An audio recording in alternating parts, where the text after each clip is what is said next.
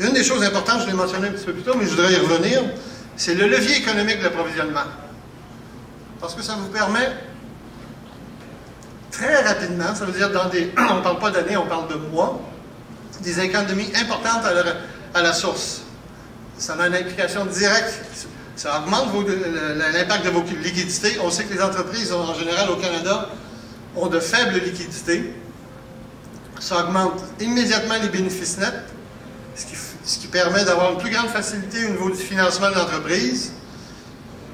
En établissant des nouveaux réseaux d'approvisionnement, évidemment, ça vous permet d'avoir une compétitivité accrue. Et puis, ça vous donne aussi accès à de nouveaux produits auxquels vous n'êtes pas encore exposé. Ça veut dire que quand on travaille avec un manufacturier à l'étranger, souvent le manufacturier va être déjà diversifié.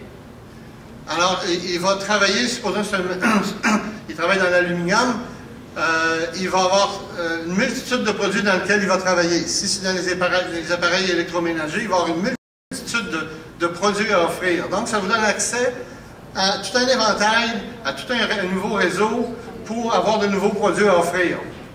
Ça vous donne aussi une indépendance accrue au niveau des fournisseurs. Ça veut dire que votre fournisseur actuel, vous êtes beaucoup moins dépendant. Ça ne veut pas dire de l'abandonner, mais ça vous rend beaucoup moins vulnérable à ses hausses, à ses termes.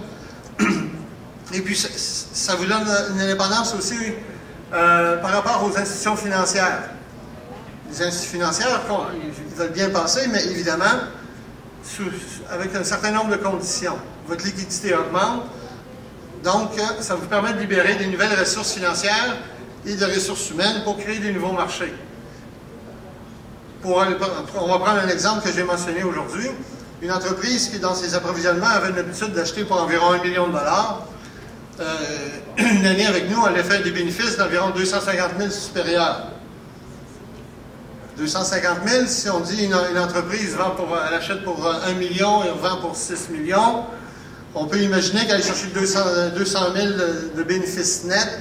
Elle doit facilement être obligée d'augmenter son chiffre d'affaires de 1 million à 1 500 000. La barrière, la marche est très haute. Ça demande énormément d'efforts en représentation, en marketing, en exposition au niveau de la vente. Et ça suppose des escomptes supplémentaires pour aller chercher des volumes d'achat plus élevés. Alors, oui, l'approvisionnement, quand vous faites des épargnes et des gains, ça vous libère des ressources financières et des ressources humaines pour vous attaquer à un autre volet qui est le développement de marché.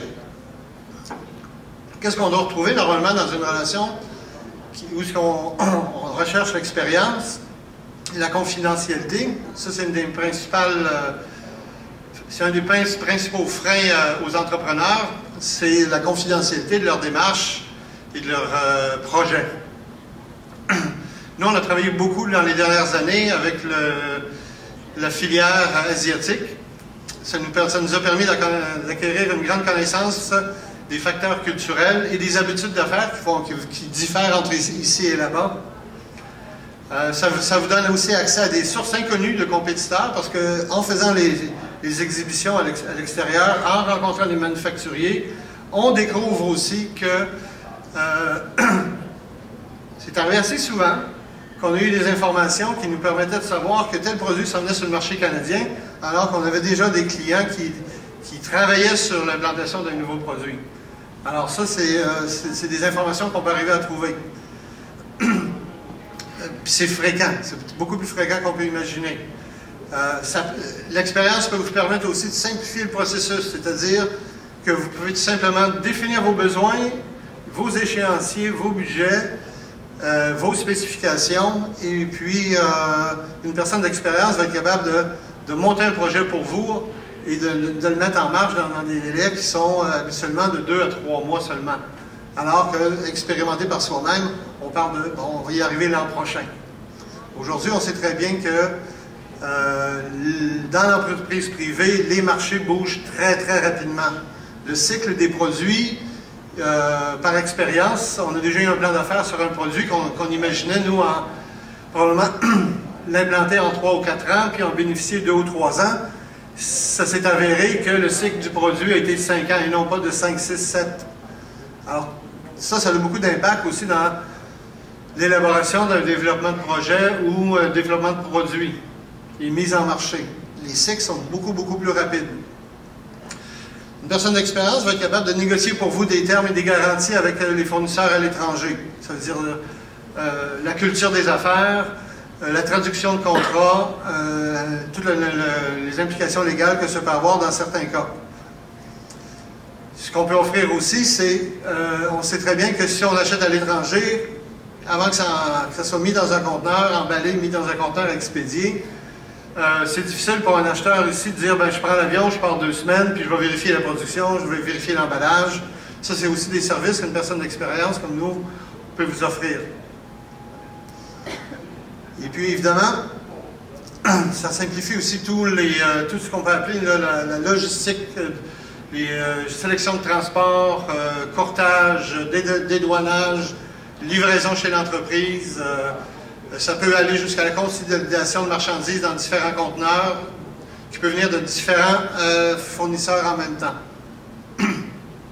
Alors, c'est tous des services qui peuvent être développés à la carte selon les besoins de l'entreprise. Ça commence toujours avec la recherche de fournisseurs, puis ça va jusqu'à la livraison selon les besoins de l'entreprise. Ça peut aller jusqu'aux clés en main. Puis, en affaires, il y a une seule clé qui garantit le succès de notre vie, c'est la rentabilité. Quand nos partenaires font des bénéfices et qu'on en fait, c'est là que les gens sont satisfaits. C'est pas seulement un délai de livraison, c'est pas seulement une spécification, c'est souvent la rentabilité parce que c'est la pierre angulaire de l'approvisionnement. Achat et revente. Alors, pour nous, rentabilité, c'est le facteur déterminant pour établir une relation dans un partenariat. Si on n'y trouve pas notre compte, si l'entreprise n'y trouve pas son compte, c'est voué à l'échec. Alors, pour nous, la rentabilité, c'est plus important qu'un lunch. C'est plus important que d'être de bonne humeur, parce que c'est à la fin, là, quand tout se finalise, le projet termine, si ça a été rentable, les intervenants sont contents.